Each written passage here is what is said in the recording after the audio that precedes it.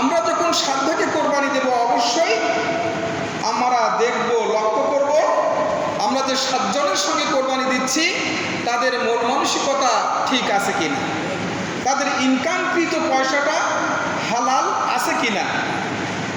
যদি একজনের পয়সাও হারাম থাকে, অপবিত্র থাকে, তাহলে বাকি 7 জনের এই কোরবানি নষ্ট হয়ে যাবে, কোরবানি গৃহীত হবে না। বুঝতে পেরেছেন?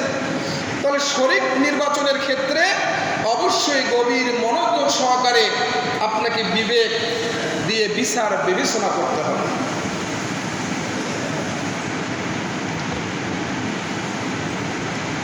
মা আয়েশা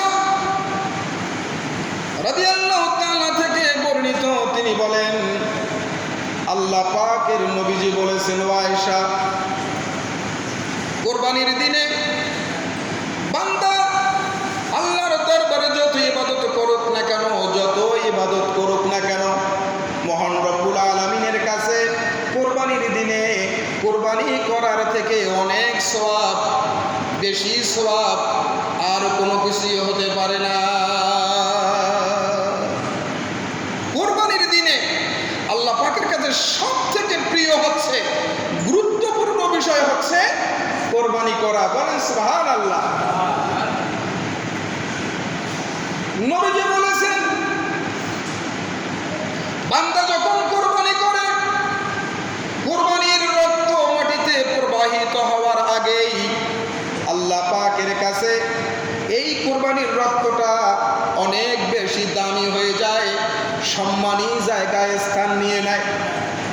শুধু তাই নয়, আল্লাহ রাসূল বলেছেন, কোরবানির পশু যে ব্যক্তি কোরবানি করলো, কোরবানি দাতার এমন সওয়াব হবে, কোরবানির পশুর গায়ে যতগুলি লোম আছে, পশম আছে, প্রতিটা লোমের বিনিময়ে এক একটি করে সওয়াব তার আমলনামায় লিখে দেওয়া হবে। সাহাবায়ে প্রশ্ন করলেন, ইয়া রাসূলুল্লাহ, এমন কতগুলো পশু আছে যাদের গায়ে অনেক লোম, অনেক পশম, বেশি বেশি পশম, সেক্ষেত্রে কি হবে? আল্লাহ রাসূল বলেছেন, আল্লাহ পাকের কাছে সওয়াবের কোনো অভাব নেই। পশুর গায়ে যত পশম থাকবে, প্রতিটি পশমের বিনিময়ে এক একটি করে সওয়াব বান্দার আমলনামায় লিখে দেওয়া হবে। শুধু তাই নয়, আল্লাহ রাসূল বলেছেন, কোরবানির রক্ত যখন মাটিতে প্রবাহিত হয়, আল্লাহর নবীজি বলেছেন, এক একটি রক্তের ফোঁটার বিনিময়ে আল্লাহ পাক রব্বুল আলামিন এক একটি সওয়াব বান্দার আমলনামায় লিখে দেন। তাহলে প্রতিটি পশমের বিনিময়ে সওয়াব, প্রতিটি রক্ত ফোঁটার বিনিময়েও সওয়াব। বলেন সুবহানাল্লাহ। এই আমল করার দরকার আছে না নাই? বলেন আছে না নাই?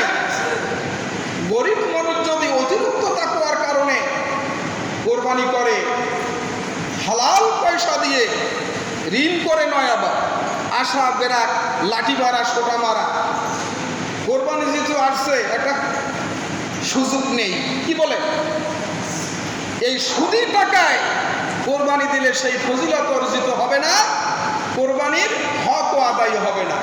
বুঝতে পেরেছে?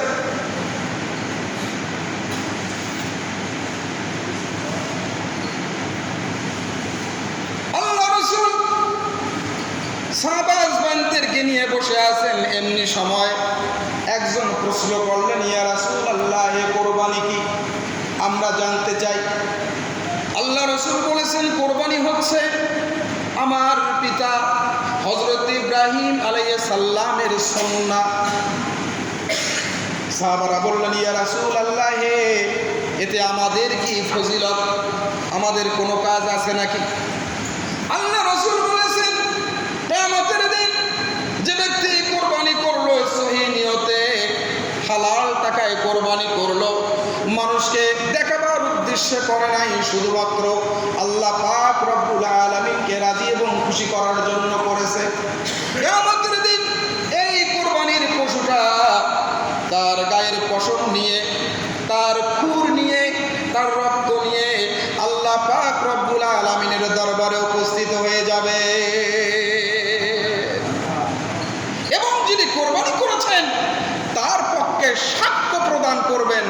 বলেন সুবহানাল্লাহ।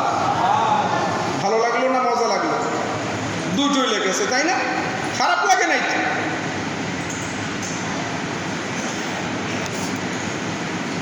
শুধু তাই নয়,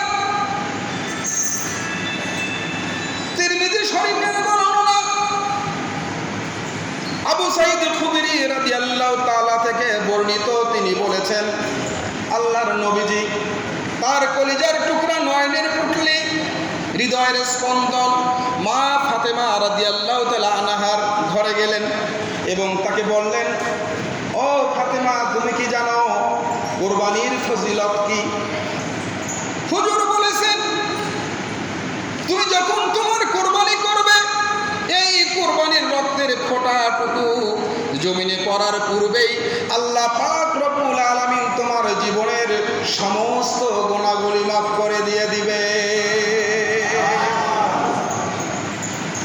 মা আয়েশা বললেন, মা ফাতেমা রাদিয়াল্লাহু তাআলা আনহা তিনি নবীজিকে প্রশ্ন করলেন, ইয়া রাসূলুল্লাহ, এই হুকুম কি শুধু, এই ফজিলত শুধু কি আহলে বাইত নবী পরিবারের জন্য না অন্যদের জন্য?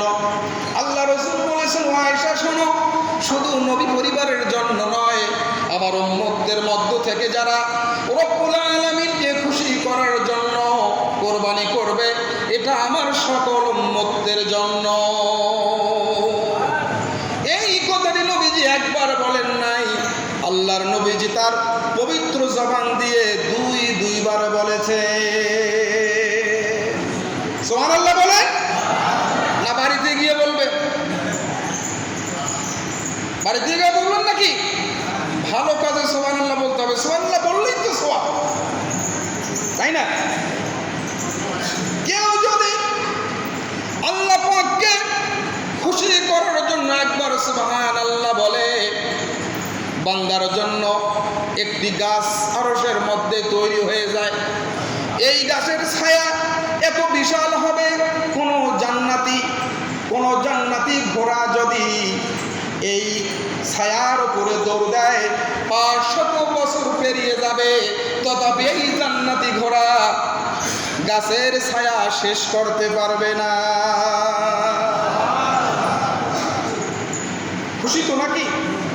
ওই যে আরশের নিচে যখন কিয়ামতের দিন যখন মাথার উপরে সূর্যটা আসবে, বেশি কিছু চাই না, ওই একটা গাছ দিলেই হবে। কি বলেন? সেখানেই বসে থাকবো। এজন্য কোরবানি হতে হবে হালাল টাকায়। কি টাকায়? হালাল টাকায় কোরবানি দিতে হবে। শুধু কি কোরবানি দেওয়ার জন্যই আপনি কোরবানি দেবেন এমনটি নয়। প্রতিযোগিতা করার দরকার নাই। অনেকে তো প্রতিযোগিতা করে, ওরা কত দিয়ে গরু কিনছে রে, 55,000। আমারটা দেখুন কত, 1,25,000। এই ওটাই 1,25,000 আর ওটা 55। ওরা আমাদের সঙ্গে কখনোই পারবে না। কি বলেন?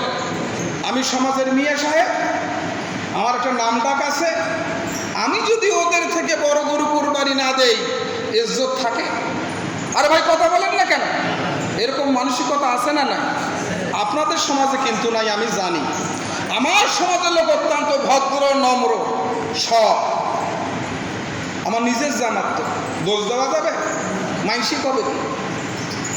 অতএব মাইনসের শুনের দরকার নেই, যা আছে আমরাই কই। কি বলেন? আর কথা বলেন, যা আছে আমরাই কই, মানুষের শুনের দরকার নেই। মানুষ যাতে না শোনে, কিছু কিছু কথা আস্তে কবেন। মানুষকে দেখাবার উদ্দেশ্যে যদি আপনি কোরবানি দেন, শুধু মানুষকে দেখানোই হলো আর গোশত খাওয়াই হলো, কোরবানির ফজিলত অর্জিত হবে না। বুখারী শরীফের বর্ণনা, কেউ যদি খালিস নিয়তে কোরবানি দেয়, মুসিবতের সময় এই পশুটা ফুলসিরাত পার হওয়ার বাহন হয়ে যাবে। আরো জোরে বলেন, ফুলসিরাত পার হওয়ার বাহন হয়ে যাবে। অন্ধকারে রাস্তা দেখাবে, আলোকবর্তিকা হয়ে যাবে। যাতা বিষয় নাকি? এর পশম, এর গোশত, এর রক্ত এবং গোবর সহ কিয়ামতের দিন পাল্লায় মাপ করে বান্দার আমলনামায় সওয়াব দেওয়া হবে। কোরবানি করবো তো ইনশাআল্লাহ? কারা কারা কোরবানি করে সবটুকু ফ্রিজে রাখবো বলেন? আপনি রাখবেন নাকি ফ্রিজ? এখন যে দেখেন ওয়ালটন, ভিশন, সিঙ্গার, হিতাসি, আরও যত ব্র্যান্ডের ফ্রিজ আছে, কোরবানির আগে ওরা আবার বিশেষ অফার দিয়ে দেয়। কি বলেন? কোরবানি আসতেছে, ওগো এবার কিন্তু একটা ডিপ ফ্রিজ লাগবেই। কি বলেন? ফ্রিজ একটা আছে, আরো কেনে। একটা গরু দিলাম, খাসি দিলাম, গোস্ত রাখবা কই? ফ্রিজ আনবা না?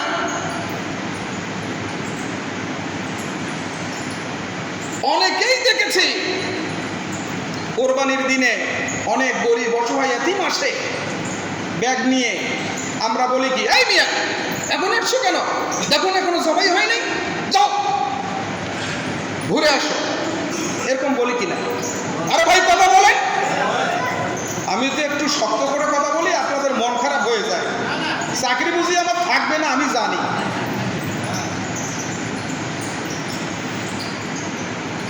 আপনি এভাবে না বলে যদি বলেন, বাবা তুমি আসছো, আলহামদুলিল্লাহ ভালো করেছো, দেখতেই তো পাচ্ছ এখনো শেষ হয়নি, তুমি আর 2-4টা বাড়ি ঘুরে আসো, আমরা রেডি করি, তোমার জন্য রেখে দেব, তুমি এসে নিয়ে যাবে। খুশি হবে কিনা বলেন? খুশি হবে কিনা? কোটি কোটি টাকা দান করে যে ফজিলত আপনার অর্জিত হবে না, একটি মুখের ছোট্ট কথায় আল্লাহর আরশ খুশি হয়ে যাবে। মানুষের সঙ্গে বিনয় দিয়ে কথা বলুন, মোহাব্বত দিয়ে কথা বলুন, ভালোবাসায় নিশ্চিত গলায় কথা বলুন, আল্লাহ পাক খুশি হয়ে যাবে।